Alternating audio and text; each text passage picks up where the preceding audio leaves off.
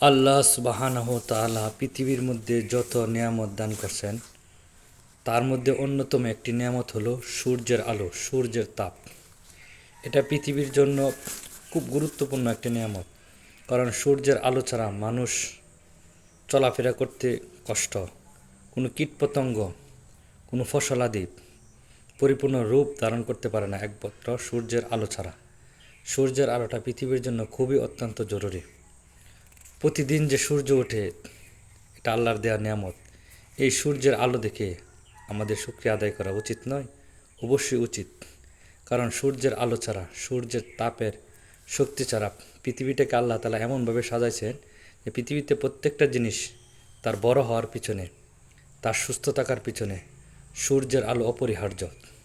এই জন্য সূর্যের আলো যখন উদিত হয় তখন শুকরিয়া আদায় করা দরকার।